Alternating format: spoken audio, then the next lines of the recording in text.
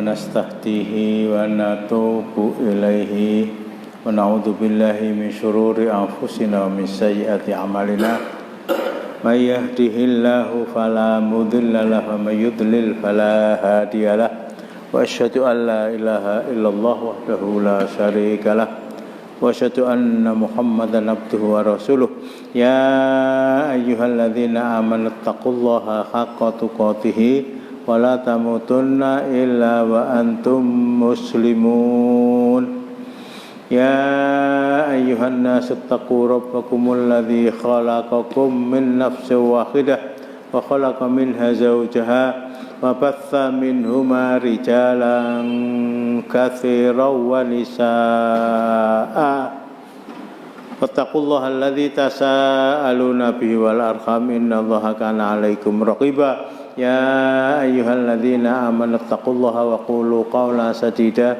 يصلح لكم أعمالكم ويغفر لكم ذنوبكم ومن يطع الله ورسوله فقد فاز فوزا عظيما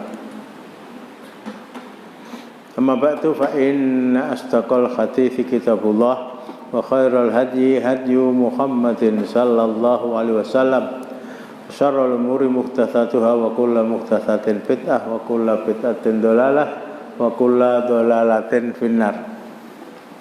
Ikhwani fillah asyhadakumullah. Saya telah nawaitukan pekan lalu untuk mengupas masalah takziah. Masalah takziah.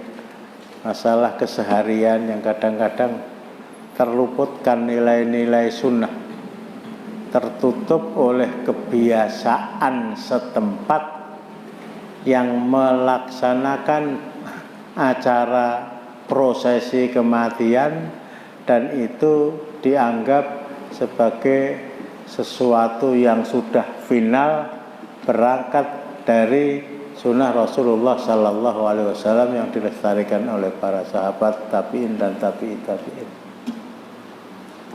Jadi kalau boleh saya muqaddimai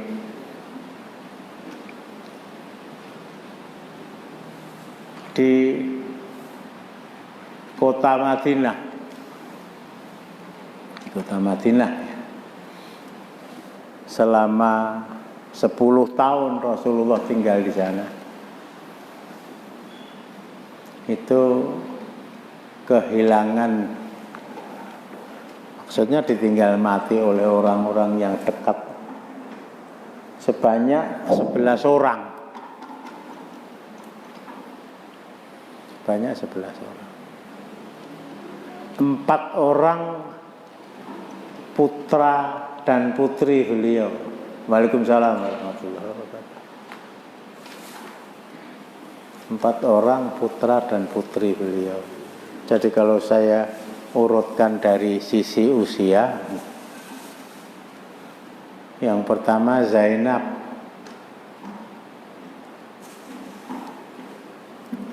yang kedua Ruqayyah,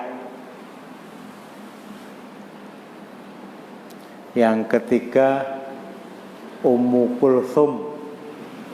Kita lebih akrab dengan menyebut Ummi Kulthum. Ini yang lahir dari rahim Khadijah binti Khuwailid radhiyallahu anha, satu di antara 3 atau 4 wanita di dunia yang sempurna imannya. Masih ingat kita ya, yang pertama Asiyah binti Muzahim, istri Fir'aun. Yang kedua Maryam binti Imran, Ummu Isa alaihissalam. Yang ketiga Khadijah binti Khuwailid. Kalau ada yang nomor 4, Fatimah binti Muhammad sallallahu alaihi wasallam. 3 orang itu ya. Zainab, Ruqayyah, Ummu Kulthum. Kemudian yang lahir dari Waalaikumsalam.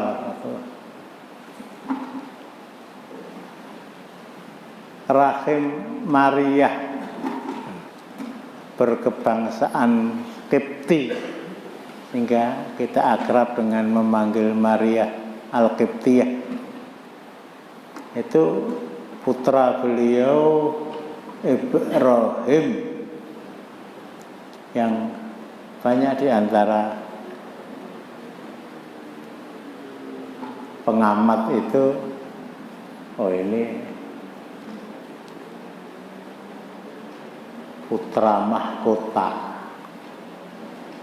yang akan menggantikan Rasulullah sebagai pemimpin umat. Setelah dua orang putra beliau wafat ketika masih kecil, di saat beliau masih tinggal di Makkah. Siapa? Satu Qasim, yang kedua Thayyib, disebut juga Thohir, disebut juga Abdullah. Empat orang. Zainab, Ruqayyah, Ummu Kulthum, Ibrahim. Kemudian ditinggal mati dua orang cucu beliau. Yang satu, waalaikumsalam, cucu yang lahir dari Zainab, suaminya bernama Abul As. Saya cari namanya tidak saya temukan. Yang kedua, anak Ali yang lahir dari rahim Fatimah, yang nomor 3. Kita akrab dengan Hasan dan Husain, tetapi bahwa ada pula anak beliau yang bernama Ummu Kulthum, dan yang meninggal ini namanya Mukhaisin atau Muhsin. Allah alam nomor 3 apa nomor 4. 4 anak, 2 cucu, 1 anak angkat. Tetapi kecintaan beliau kepada anak yang satu ini sama dengan kecintaan seorang bapak kepada anak kandungnya. Siapa itu? Siapa? Zaid bin Harithah. Zaid bin Harithah. 4 orang. Waalaikumsalam. Perempuan 2 orang. Cucu 1 anak angkat. 1 orang istri, Zainab binti Huzaimah. Ada yang menulis dengan Zainab binti Huzaimah. Seorang paman tercinta. Siapa? Hamzah bin Abdul Muttalib, Sayyidus Syuhada, orang menyebutnya. 9. 2 orang saudara sepupu. Yang satu adalah saudara Ali bin Abi Thalib, bernama Ja'far bin Abi Thalib radhiyallahu anhu, 10. Yang satu saudara dari istri beliau, Zainab binti Jahsh, Abdullah ibn Jahsh. 11 orang. Ini la haula wala quwata illa billah. Ya, saya nggak bisa membayangkan lah kalau sampai ada seseorang yang diuji oleh Allah karena kecintaan Allah kepada dia, sehingga satu demi satu. Bahkan kalau kita urutkan tadi ya, putra beliau yang pertama namanya Qasim, yang kedua Zainab, yang ketiga Thayyib atau Thohir atau Abdullah, yang keempat Ruqayyah, yang kelima Ummu Kulthum, yang keenam Fatimah, yang lahir lagi Ibrahim, semuanya meninggal. 6 orang, kecuali Fatimah.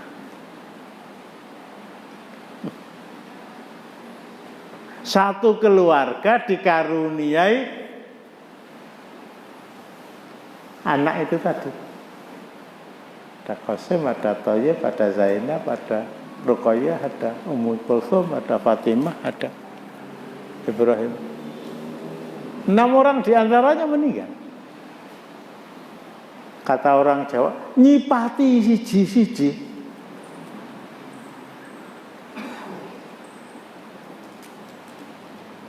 Ketika roh itu meninggalkan jasad, bahkan ketika dimandikan, bahkan ketika dikafankan, bahkan ketika disolatkan, bahkan ketika dibawa ke tempat pemakaman. Kata orang yang tidak mudeng Islam, tempat peristirahatan terakhir itu cuma mampir lagi. Mudah-mudahan Anda mendapatkan kedamaian di tempat peristirahatan terakhir. Ngaso terus ya ora kesel ya. Tempat tinggal yang hakiki itu di akhirat. Waalaikumsalam.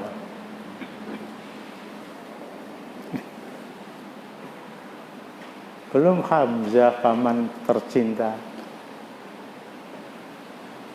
Itu pun dilihat dalam kondisi dada ke bawah itu ternganga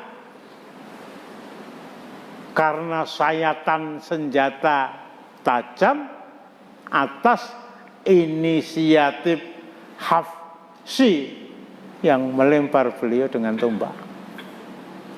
Dia melihat itu khususnya model-model.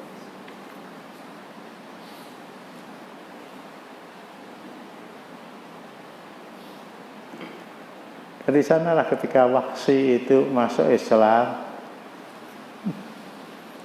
Masuk Islam, setiap ketemu dengan Rasulullah, ojo cedak-cedak aku Wahsy. Itu kata orang Jawa, ndak nggugah kremi turu. Nyambung ya. Nostalgia saya kepada paman saya yang tercinta, yang pertama kali masuk Islam. Ini Hamzah. Semakin saya angkat, semakin bersemangat saya bercerita. Meskipun antum mas kaya ngono dikandhake lah. Ya boleh maca buku Maisa Jenarno lah. Makin saya angkat semakin bersemangat saya untuk bercerita. Cuma saya ingin terangkan, berarti ketika di Madinah itu Rasulullah Sallallahu Alaihi Wasallam ditakziai, dilayati. Ya mungkin satu yang tidak itu Ja'far bin Abi Thalib yang meninggal di medan perang Mu'tah ya, berperang dengan tentara Romawi. Tapi yang lain itu kalau bahasa sekarang dilayati ping 10. Nah ini yang saya tidak berbicara dengan bahasa hitam putih, tetapi fakta sejarah, aspek tarihi ini yang akan saya angkat. Ketika Rasulullah mempersiapkan pasukan beliau menuju Badar. Badar itu sebuah tempat, letaknya di sebelah barat daya kota Madinah. Kira-kira 70 kilometer ke sana. Jadi pengendara kuda yang tangguh itu bisa menempuh tempat itu mungkin dalam waktu 2 atau 3 jam. Ketika beliau mempersiapkan pasukan beliau 313 orang, satu-satunya peperangan yang langsung dipimpin oleh Rasulullah sallallahu alaihi wasallam. Waalaikumsalam. Namanya Ghazwah. Ibnul Qayyim mengatakan 25 kali, ada yang mengatakan 27 kali, ada yang mengatakan 29 kali. Satu-satunya peperangan yang dipimpin Rasulullah, yang di dalam pasukan beliau itu tidak ada seorang pun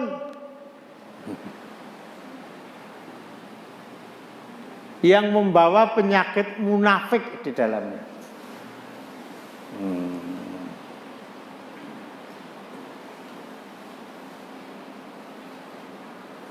Semuanya muslim, semuanya menduduki urutan kedua. Jadi sahabat Rasulullah yang jumlahnya sekitar 114 sampai 124 ribu, itu yang nomor 1 sampai 10 al-ashrah al-mubasysyaruna bil jannah. Yang nomor 2 Ashabu Badar. Yang kedua Ashabu Badar. Sampai-sampai dalam hadis qudsi, mudah-mudahan masih ingat, Allah Subhanahu wa ta'ala berfirman melalui lisan Rasulullah, "I'malu ma syi'tum faqad ghafartu lakum." Berbuat apa sajalah kalian, wahai veteran perang Badar, wahai alumni, pakai alumni 212 ya, wahai alumni perang Badar, sungguh dosa kalian telah aku ampuni. Jadi manusia terbaik di dunia sejak dari Nabi Adam sampai nanti datangnya hari kiamat setelah para nabi tentu saja, nomor 1 al-asra al-mubasysyaruna bil jannah. Nomor 1 manusia paling baik setelah para nabi dan para rasul, sejak manusia pertama Adam alaihissalam sampai manusia terakhir, kita tidak tahu siapa namanya, itu adalah siapa kursi siji. Wong gumuk seneng banget loh. Abu Bakar. Nomor 1 Abu Bakar.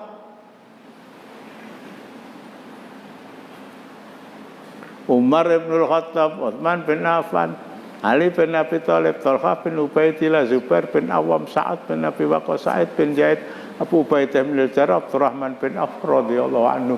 Nah, baru yang kedua paling baik itu Ashabu Badar yang jumlahnya 313. Nah, ketika beliau sudah bersiap menuju ke medan Badar, beliau lihat Utsman juga sudah siap dengan kendaraan perangnya, dengan pakaian perangnya, dengan senjata perangnya. Padahal Rasulullah tahu Ruqayyah itu dalam keadaan sakit. Ruqayyah itu dalam keadaan sakit dan sakitnya mengkhawatirkan. Misalnya Utsman, kamu gak usah ikut maju ke medan perang saja, kamu tunggui istrimu. Itu sudah siap itu. Mata orang tiwas dandan. Sehingga meskipun Utsman bin Affan itu tidak ikut maju ke medan Badar, beliau tetap dicatat sebagai satu di antara 313 tadi. Beliau tetap mendapatkan ghanimah, pampasan perang meskipun tidak berangkat. Bukan karena dia menantu Rasulullah. Wow, kekayaan dia berlimpah ruah, hampir sejajar dengan kekayaan Abdurrahman bin Auf. Ora dikai kaya ngono ya ora bakal melarat. Rasulullah berangkat memperoleh kemenangan, ya, saya nggak usah ulah lebih lanjut. Nah, setelah pulang diberitahu Ruqayyah itu wafat. sudah meninggal, sudah dikuburkan. Nah, ini yang ganjel di hati saya. Bukan ganjel, yang timbul pertanyaan. Rasulullah kok tidak protes ya? Aku kok ora dikandani. Satu. Yang kedua, Utsman bin Affan dan penduduk Madinah yang tidak ikut maju ke medan perang, jumlah mereka ratusan bahkan ribuan. Karena yang dibutuhkan Rasulullah cuma 313 itu. Kok juga tidak ada inisiatif untuk memberitahu beliau? Tadi seorang pengendara kuda yang piawai bisa sampai Badar 2 atau 3 jam.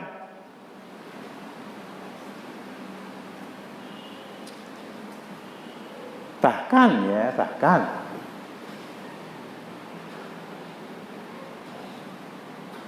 kita mau jagong ke Jakarta, suasananya suasana normal ya, bukan perpanjangan apa istilahnya itu. Aku lagi acara apal wis diganti meneh. Apa dulu namanya PSBB.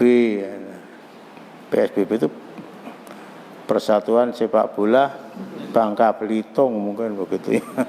Sekarang dirubah lagi, bingung. Suasananya normal, nggak ada corona, nggak ada COVID, tis-ataas. Ada undangan ke Jakarta, mantenan, tiket disediakan, pulang pergi, tiba-tiba anak kita ini panas.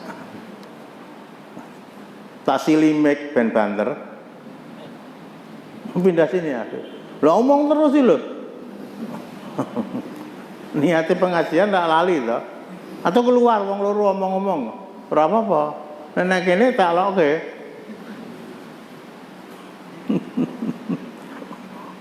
Mubaliknya galak. Ngerti? Lah ya wis wani ora? Ora wani. Mbuh ning dalan dicegat ya.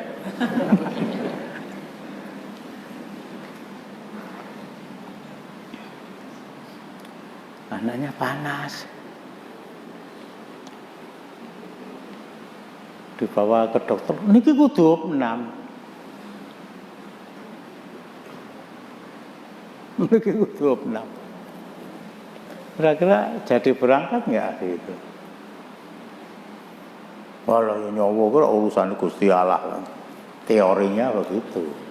Tapi kita batalkan. Dari mana saya mengetahui sakitnya Ruqayyah itu parah? Utsman yang sudah siap untuk maju ke medan Badar, yuqatiluna fi sabilillah wa yaqtulun wa yuqtalun. Itu diperintahkan oleh Rasul untuk dibatalkan. Ini sakitnya memang sakit, bukan sembarang sakit. Tapi sakitnya memang sakit parah.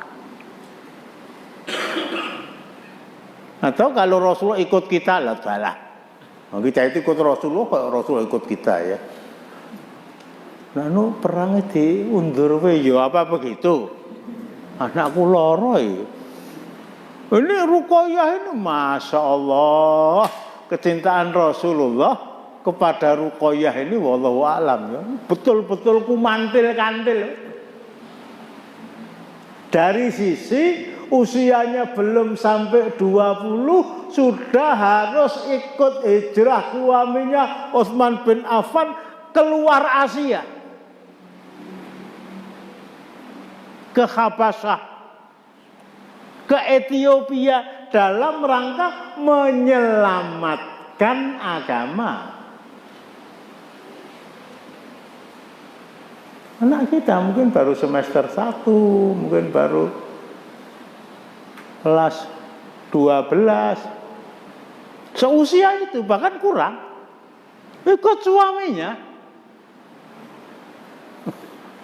ikut dari TKI ning Saudi, wah beres itu, belanjanya oke. Di Kuwait, di Bahrain, di Qatar. Ini menuju sebuah tempat yang tidak jelas.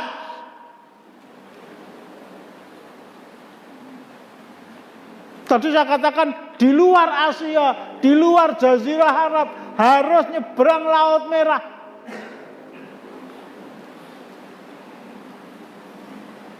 Sementara mereka hijrah dari keganasan dan kekasaran orang-orang kafir menuju tempat yang tempat tadi juga negara yang adalah negara kafir. Ya, bedanya kalau di Makkah itu kafir yang disembah Lata, Uzza, Manat, Hubat, kalau di sana adalah orang-orang Kristen. Kamu hijrah ke sana. Di sana ada penguasa Kristen yang sanggup menerima para emigran bahasa sekarang untuk tinggal di sana. Saya ceritakan, ya sudah sering saya ceritakan. Bahkan dalam satu riwayat itu, setiap kali ada orang baru pulang dari sana, piye anakku Ruqayyah piye, anakku Ruqayyah piye.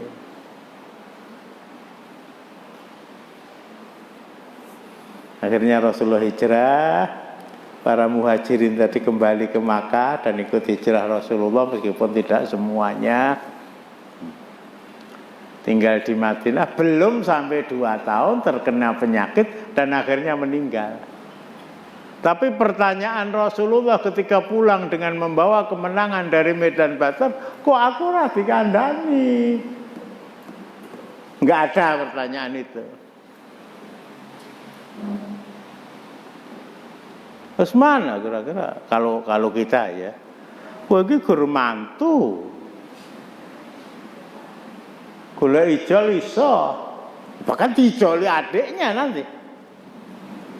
Lah aku iki bapake dan seterusnya.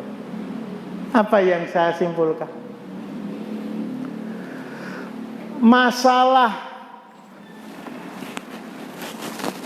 Waalaikumsalam.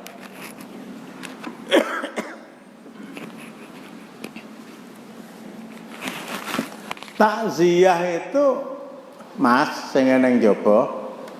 Enggak mlebu enggak Mas enggak. Mas Mas. Enggak mlebu enggak. Lah tok ora krungu to. Moko dhuwure pengeras suara ku. Enggak mlebu enggak.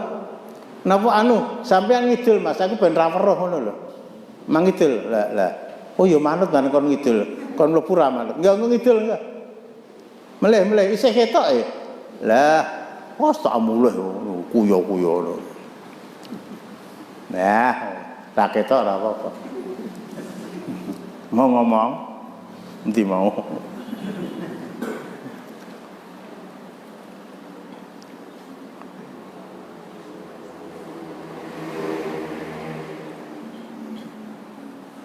Kesempatan untuk memberitahu Rasulullah itu ada.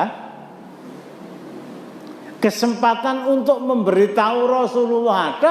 Kesempatan bagi Rasulullah untuk diberitahu juga ada. Kalau suasananya sudah selesai peperangan, cepet-cepet aku tak mau mulai dhisik. Ben iso menangi dikubure anakku anang Baqi. Enggak. Sementara saya simpulkan sementara ya, takziah itu memang sesuatu yang disunahkan. Bahkan Rasulullah mengingatkan barang siapa yang takziah kemudian mengantar jenazah sampai ke kubur koroten, pahalanya 2 gunung. Kalau cuma takziah dan pulang, pahalanya 1 gunung. Tapi satu hal dalam hal ini sementara saya ingatkan, ini persoalan yang tidak boleh mengalahkan persoalan lain, yang persoalan lain tadi lebih besar. Apa? Memimpin perang. Ini Ashabul Badar. Yang kemarin itu saya angkat perang Uhud. Perang Uhud. Jumlah syuhada yang meninggal, Masya Allah, 70 orang. 70 orang. Termasuk di dalamnya tadi saya sebutkan paman beliau Hamzah bin Abdul Muthalib. Termasuk di dalamnya saudara sepupu beliau Abdullah ibnul Jahas.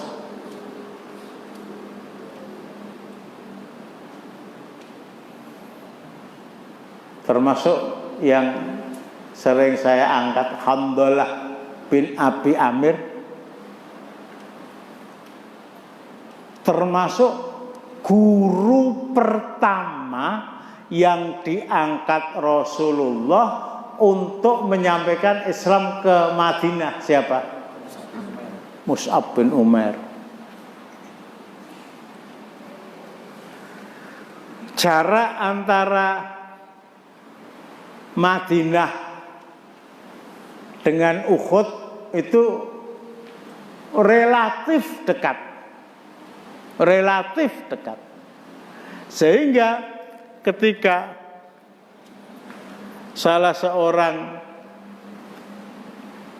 sahabat Rasulullah meninggal, kemarin saya terangkan, saudara perempuannya itu mendatangi dia dan menyuruh orang untuk ngangkut jenazah tadi dibawa pulang dan dikubur di makam keluarga.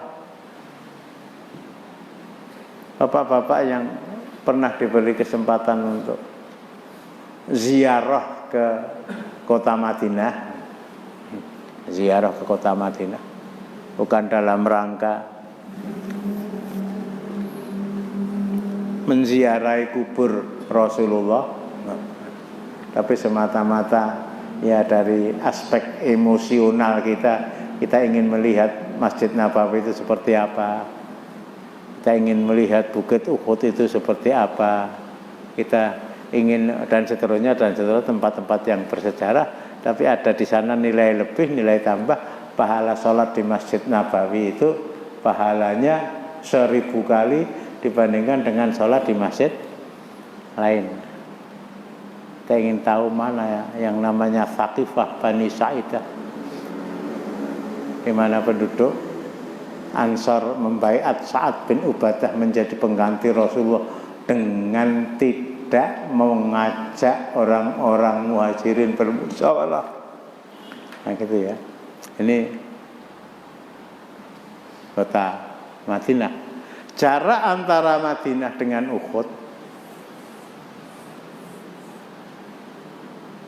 itu relatif dekat. Bahkan saya baca di dalam Atlas Sirah Nabawiyah itu hanya sekitar 1 mil, ya, 1,3 kilo dari Baitul Ma'mur ke utara. Tekan ngendi kira-kira? Sering nate ngukur kula lah. Ya, kira-kira sampai ke Nonongan ya. Nonongan itu bahkan Kawitan dekat.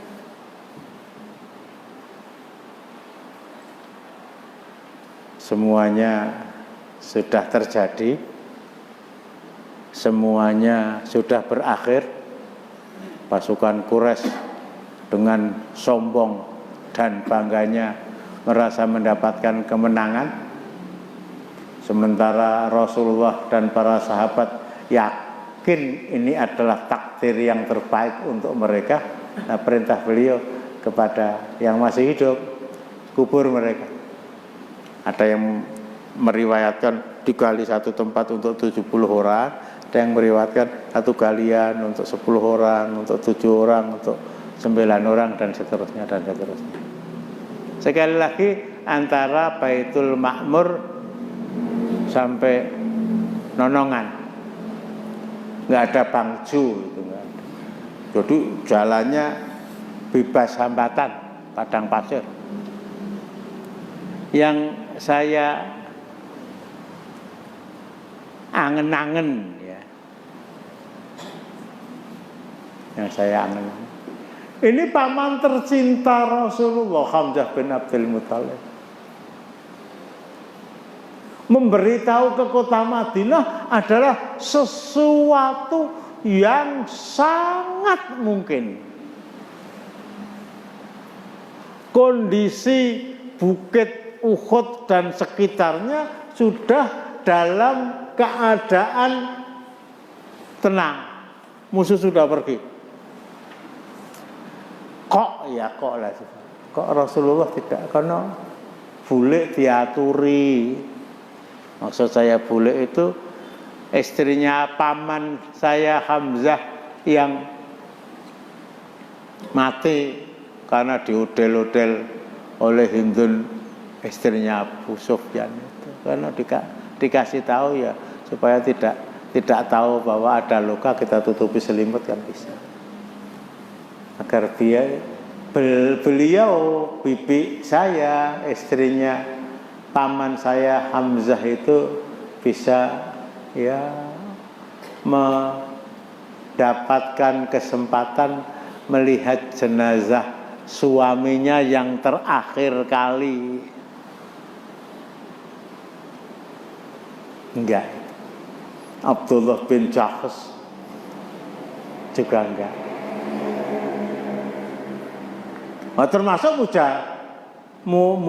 Termasuk para mujahidin yang lain, para syuhada yang lain.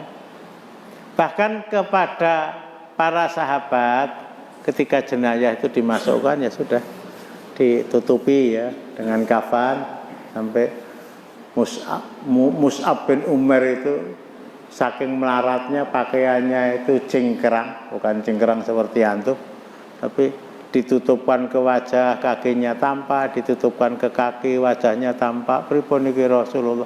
Kamu carikan daun-daunan, kamu tutupkan daun tadi ke kaki dia, sementara wajah ditutup dengan kainnya. Tapi yang ingin saya sampaikan itu Handalah bin Abi Amir.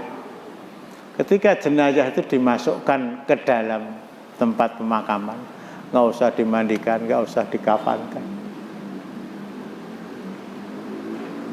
Luka-luka yang sudah kering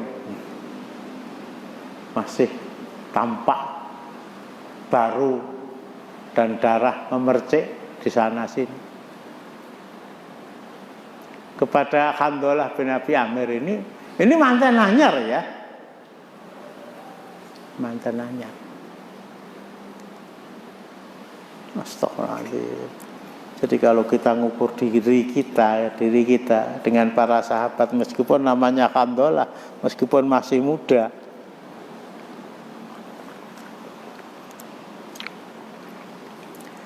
baru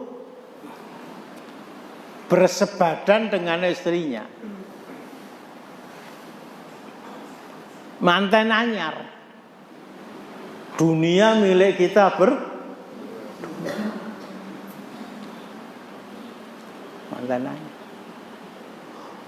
begitu terdengar panggilan perang dari Masjid Nabawi, istri itu dikipatke ya. Istri itu dikipatke. Cepat dia berdiri, cepat dia memakai pakaian, cepat dia mempersiapkan pakaian perangnya, senjata perangnya, ditinggalkan istri dalam keadaan tanpa dia meminta maaf. Ini ada panggilan jihad, nilainya 1.000.000 kali lebih mulia, lebih menyenangkan dibandingkan apa yang sedang saya lakukan tadi. Allah takdirkan dia mati di medan perang Uhud. Apa kata Rasulullah? Handolah ini akan dimandikan oleh para malaikat. Handolah ini akan dimandikan oleh para malaikat. Hamzah enggak dikomentari Rasulullah seperti itu, Abdullah bin Jahsh tidak, Mus'ab bin Umair tidak. Tapi untuk Handolah ini akan dimandikan oleh malaikat. Sehingga di dalam sejarah mesti disebut Handolah al-Ghasil. Handolah yang dimandikan. Ada apa Rasulullah? Nah, kembali kepada persoalannya. Bojone undangan. Biar melihat keadaan suaminya yang terakhir kali sebelum dimasukkan ke dalam kuburan. Rasulullah enggak seperti itu. Dan ini sangat wajar, dan ini sangat mungkin, dan ini sangat merupakan persoalan yang bagi kita hukumnya wajib. Akan cerita-cerita orang yang diberitakan terkena corona itu, istri nggak bisa mencium kening suami, anak-anak juga tidak bisa.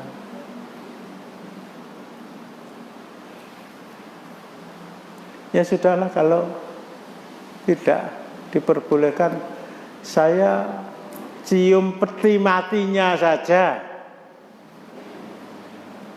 Nggak boleh. Duh.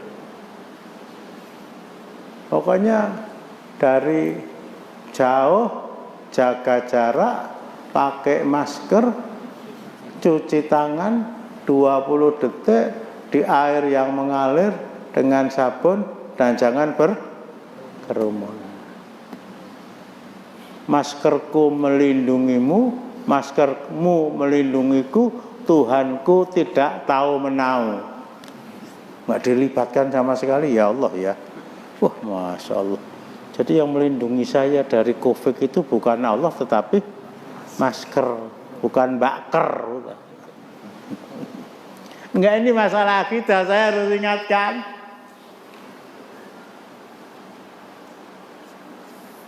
Saya harus ingatkan. Dalam kitab akidah ya, yang ketika saya masih ngajar di Nguruki menjadi buku pelajaran akidah kelas terakhir, kelas 6. Itu salah satu di antaranya, panjang tapi saya ambil yang pendek saja. Tidak boleh kita mengatakan Masya Allah wa syi'ta. Masya Allah wa syi'ta. Ini semuanya terjadi karena kehendak Allah dan kehendakmu. Ini terjadi karena kehendak Allah dan kehendak maskerku dan maskermu. Enggak boleh itu. Yang boleh Masya Allah summa syi'ta. Ini atas kehendak Allah baru kehendak kamu. Kamu memakai masker, Allah melindungi kamu dari corona. Bukan saya memakai masker tidak butuh kepada Allah. Nyambung enggak? Masya Allah wasyita. Ini semuanya atas kehendak Allah dan kehendak kamu. Jadi Allah dan kamu itu kerjasama. Enggak boleh Masya Allah sumasyita, kehendak Allah baru kemudian kehendak kamu. Ini masker ini pokoknya yang menyelamatkan saya itu masker kamu, yang menyelamatkan kamu masker saya. Allah minggir. Ya orang ngono ning ngono gitu loh. Jaga jarak, pakai masker, cuci tangan, jangan berkerumun. Ora ndonga ora apa-apa.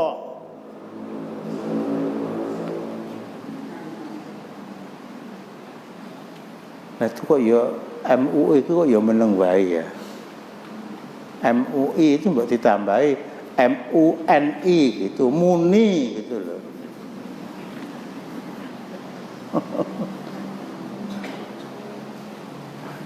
Ini kalau kita ya wes, aku ra kanggo ya wes, kita loh ya. Lah kalau Allah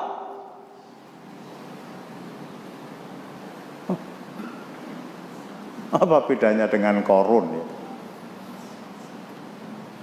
Inna ma'utituhu ala ilmin, ini nanti buka surat Qasas 77. Kekayaan saya, harta saya, kuncinya berada sebanyak berada di gedung. Kuncinya diangkat oleh orang-orang yang kuat di antara mereka itu nggak mampu. Ini atas usaha saya. Allah orang kanggo lah gitu. Jadi sekali lagi,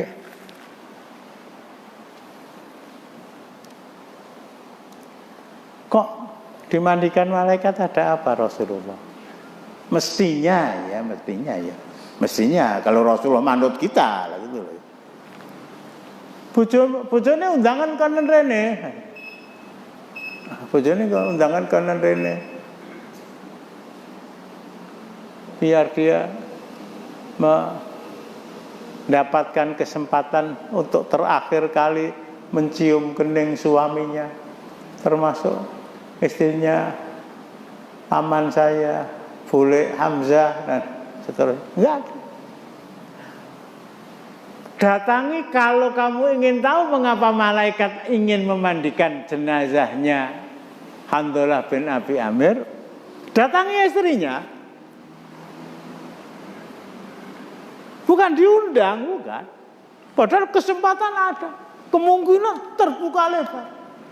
Datangi dia, tanyakan ada apa. Ya jawabannya bisa kita bayang. Tadi gitu. Suami saya bersebadan dengan urung apa-apa mendengar panggilan perang dari Masjid Nabawi. Wah, aku dikipatke. Ora dikupet 19ke bukan ya. Apa artinya? Masalah pemakaman jenazah itu ya cukup dilakukan di tempat oleh mereka yang menjadi bagian dari mujahidin Uhud. Mau dibawa pulang dimakamkan ke makam keluarga tidak usah. Keluarga dipanggil untuk mengucapkan selamat tinggal yang terakhir juga tidak. Istrinya Handalah wallahu alam ya, saya tidak dapatkan.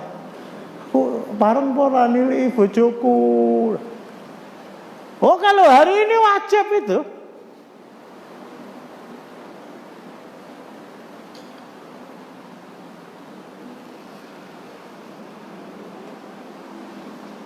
Ketika ibunda tercinta suaminya yang kakung itu meninggal, nenggo napa tuh yang ngubur? Iya. Itu Mbak Tutu tuh sedang di London kan. Sedang di London. Jadi nggak menangi. Akhirnya nyarter pesawat. Ya. Dari London Jakarta. Hanya sekedar untuk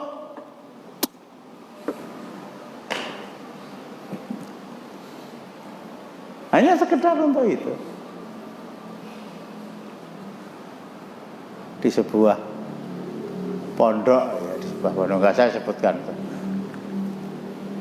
Ada seorang alumni tempat tinggalnya di Wonosobo, yang nyambung itu. Namanya di Wonosobo.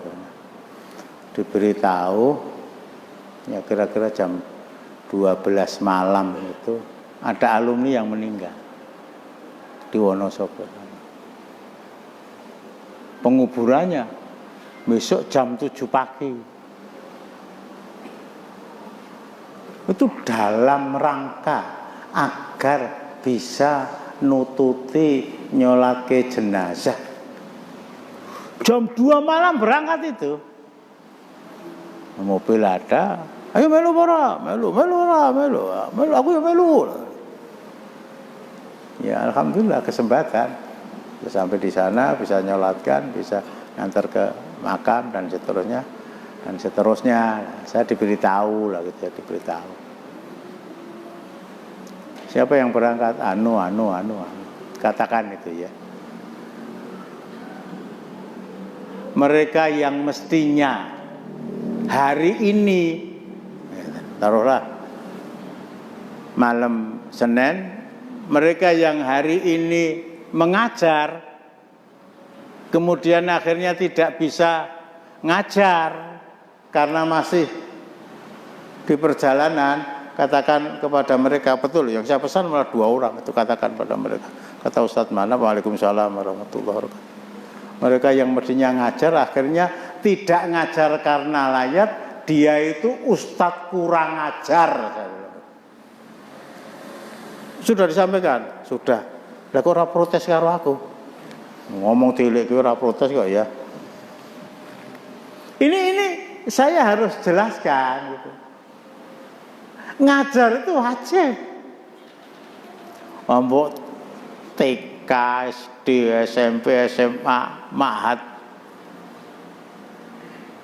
Tak terus ya, perguruan tinggi. Jam kosongi seneng kok. Seneng. Alhamdulillah, iso dolanan HP lah. Dari sini sementara saya simpulkan, jangan terlalu ngoyo untuk bertakziah. Nanti ada bagaimana para salaf bersikap ketika dia ditinggal mati oleh keluarganya. Ya tadi Wonosobo berangkat bersama-sama. Bahkan ada beberapa waktu yang lalu ke Sidoarjo sana. Mangkate bengi, sing arep mbok layati sapa saya bilang. Sing mati sing lanang. Kamu mau mengatakan ikut berbela sungkawa yang sedalam-dalamnya kepada istrinya. Monggo ketemu ra itu. Oh, pokoknya kita sudah sepakat Ustaz nggak ikut ya nggak apa-apa loh. Lo kok nggak ikut nggak apa-apa. Aku janjinya ya kepengen gratisan. Engko meni jajan gratis, sarapan gratis. Tapi secara syar'i ini apa sudah pas apa belum? Meskipun kalau ditelusuri juga tidak dosa. Orang guru ya seorang pegawai sama saja. Bukan hanya pegawai negeri, pegawai swasta. Dia harus bekerja jam 7 sampai jam 4, jam 7 sampai jam 2 siang lah gitu. Ada tetangganya meninggal, minta pamit ya pakai telepon. Oh ya nggak apa-apa.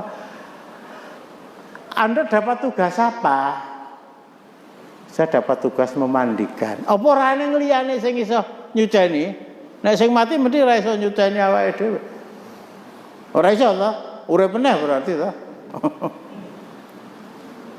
Kalau ada yang lain, Anda harus nomor satukan. Tugas Anda ini sudah perjanjian yang hukumnya wajib Anda penuhi. Lah sing yuk izin ya wong Jawa sing diwarnai oleh filsafat Jawa, pimpinannya juga kejawen bodoh. Padahal di atas pimpinan dia ada pemimpin yang lebih tinggi. Kalau dia tahu mungkin tidak memperbolehkan. Nah nanti nyambungnya ya. Tangga kula mantu. Lah sampeyan dikon apa? Ana namung tamu apa ora ning wong liya? Wah, tapi omong tamu itu kehormatan besar. Disuruh pakai pakaian kejawen lengkap.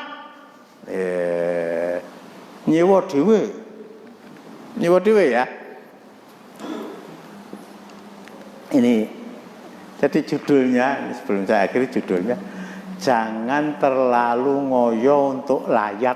Apalagi kalau layat itu meninggalkan sesuatu yang hukumnya wajib. Cara wong Jawa mburu ceng kelangan delek. Harus al-aham tsummal muhim. Yang lebih penting dinomorsatukan baru yang penting. 1 menit ada yang ganjil.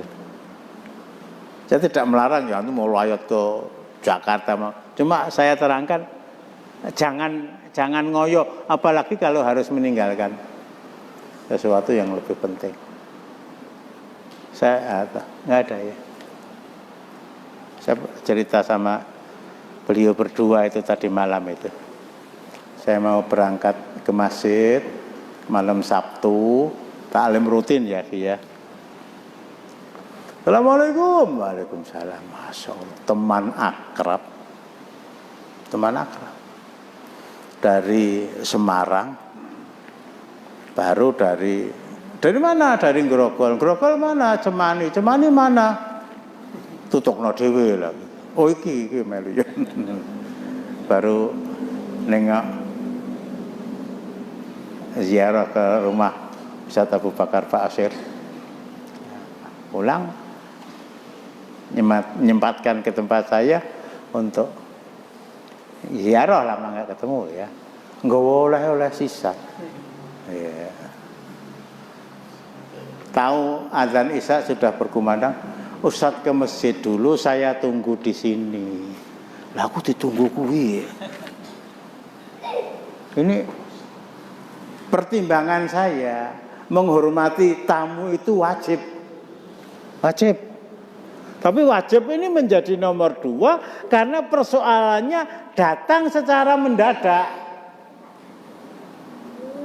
Sementara lah mungkin kalau datang itu sebelum maghrib, saya suruh kepada menantu saya kono di SMS, taklimnya prai, seneng itu ya. enggak. Aduh. Itu kok saya tidak harus istikharah dulu, tidak ya, karena masalahnya jelas. Ini begini akhi, saya ba'da Isya itu ada taklim. Saya ba'da Isya ada taklim. Gula aku nggak buku lah gitu, ada buktinya. Ya sudah nggak apa-apa. Saya minta maaf ya. Ya sudah nggak apa-apa. Saya minta maaf. Mungkin sampai 10 kali saya merasa tidak bersalah, tapi meminta maaf ngapa? Membikin yang bersangkutan itu ya gelo ti wong oleh wis dikeki aku dijalukna. Ya wis ora sida anu gitu. Ini kadang-kadang kita dibenturkan kepada sesuatu yang kita katakan penting, padahal ada yang lebih penting. Yang lebih penting itu harus dimenangkan. Nah, menerima tamu wajib, menepati perjanjian dengan ikhwan-ikhwan untuk taklim malam Sabtu juga wajib. Ini belum pernah saya batalkan, ini datang mendadak. Kalau ini datang mendadak, saya punya hak untuk menolak. Ketok pintu nggak nerima tamu diperbolehkan kok ya. Wa qila lakum murji'u farji'u itu diperbolehkan. Ini salah satu di antaranya bias dari uraian. Jangan terlalu ngoyo, apalagi keluar kota rasida nyambut gawe, mulai layat kesel rumahan jane bojone mulai nyambut gawe, nanti ditopo lah gitu. Enggak ada. Jadi terakhir satu pesan kepada keluarga yang di belakang kepada suami, yang di sini pada istri. Kalau saya meninggal, kuburlah saya di pekuburan muslim yang paling dekat dengan tempat tinggal kita. Yang kedua, nek layat ojo mongso. Assalamualaikum warahmatullahi wabarakatuh.